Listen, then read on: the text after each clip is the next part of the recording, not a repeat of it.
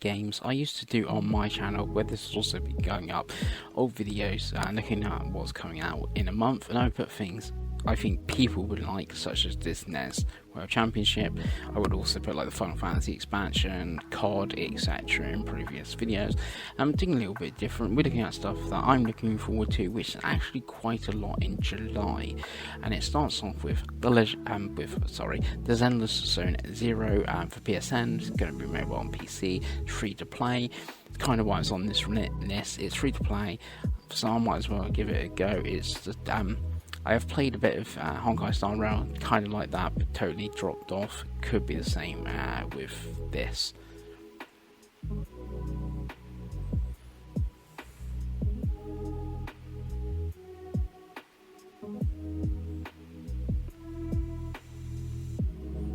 Then the next one is Legend of Heroes Trails Through Daybreak. That's coming the 5th of July for PS5, PS4 and Switch.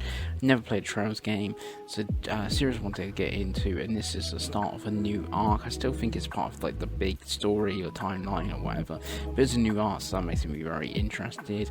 Do like an RPG, but I've got quite a few I still haven't played, and there's a few others coming this year, but it's one of the few physical releases coming out in July that I am keen on though.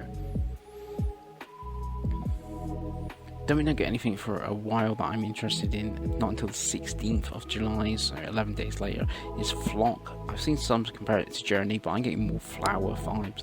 Instead of petals, it's like weird flying sheep and stuff that you're moving around, and Annapurna are publishing it. It's coming to PlayStation, it's coming to Xbox, not sure about Switch, but it will be on Game Pass, so it's definitely one I want to try out. And Game Pass is looking pretty good for July, which we get to a few other titles.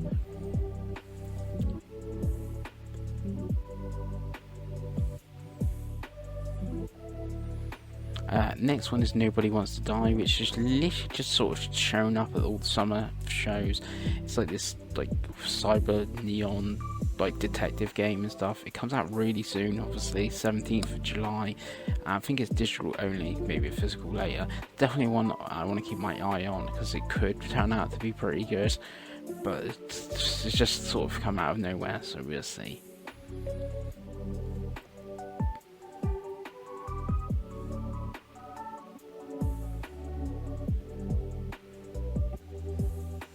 And then also on the 17th is Teenage Mutant Ninja Turtles Splinter Fate.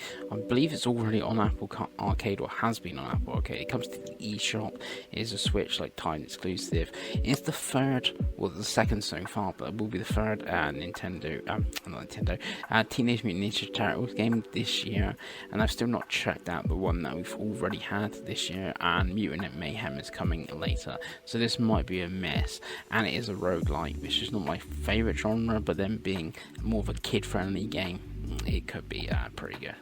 Then we got Bow Path of the Teal Goddess, Teal Lotus, which is like a Metroidvania. Get a bit of Hollow Knight, especially Silksong vibes with that, how the character is moving, and a bit of Ori as well. Looks really good. Sort of depends on the price. This comes out at the 18th of July on your PlayStations, your Xboxes, and your Switch.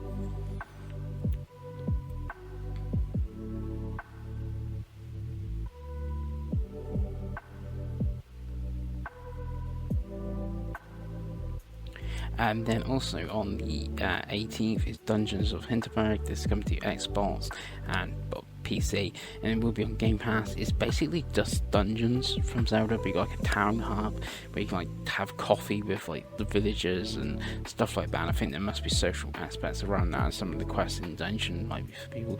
I'm not 100% sure sold on the art style, but they are doing something different, and it is on Game Pass, so it's one I want to try. So that's 2 Game Pass games so far.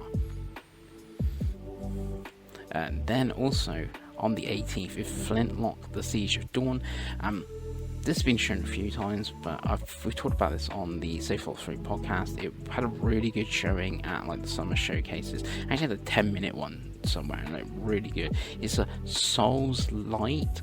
I'm hoping it means like it's going to do like the camps and stuff again. And this again, it's going to be on Game Pass. It's coming to like PlayStation, Xbox. It's got physical. It's like 35 quid, like physical, so it's not a huge thing. So I kind of like that. It's a double A game, but it's one I'm looking forward to. And again, it's the 18th, so there's 3 games on the 18th, and 2 of them on Game Pass I want to try. Next is a bit of an odd one, you might think. It's EA Sports College Football 25. We've not had a college football game, I think, for 11 years, maybe even 13. So it looks like EA are putting a lot of effort into this. I occasionally play an American football game in that, and I feel if I was going to play one, it would be this one now, so they've put the effort in. It's digital only in the UK, so it's like 60-70 quid, but being an EA game, it will come to EA Play at some point, so that'll be part of Game Pass or a EA Play sub on PlayStation. That's how I'll check it out. Talking of Game Pass, the next one is also the 19th. Kunitsu-Gami Path to Godness from Capcom. This weird RTS sort of action game. One I definitely want to check out. And like I said, this is coming in 19th. It's PlayStation and Xbox, and it will be on Game Pass. It's 40 quid on PlayStation, and it's digital only from what I can see. It's one of the reasons, if you go look at my Xbox video, why I weirdly picked up at Xbox. But yeah, so that is the 4 Xbox Game Pass games all day one in July, so a great month I think for Game Pass. Next on the 23rd is the star named EOS. If Dave watched this video, he will hate this one. It's from the guys that did Behind the Frame, a game I really liked, and I even played that on PC. So yeah, that's why I'm keen on this one from the devs. Come to PlayStation, Xbox, and Switch. See how much it is. But like I said, there's a lot of games this month, and obviously the Game Pass ones being like, part of a subscription I've already paid for, sort of on top of each other. I don't know if I'll still get to this. Similar if you go back to Path of the Teal Lotus, I'll be playing Dungeon Hinterberg, and the last one is Tomb Raider Collection for the Evercade. I haven't picked any of this year's Evercade cards up yet, but Tomb Raider is really cool series to see on there. And then you do have the new consoles coming as well. So for me, this looks like a pretty good month. Like I said, I won't play anything. The only game I'm really thinking about buying is Legend of Heroes. Like I said, it's the 5th, and then the next game I want to play is the 16th for Flock. And you have those 4 Game Pass games that I'll most probably play. And maybe if some of the other indies are well priced, I'll check them out. But anyway, I've been masofdas. I'll see you again.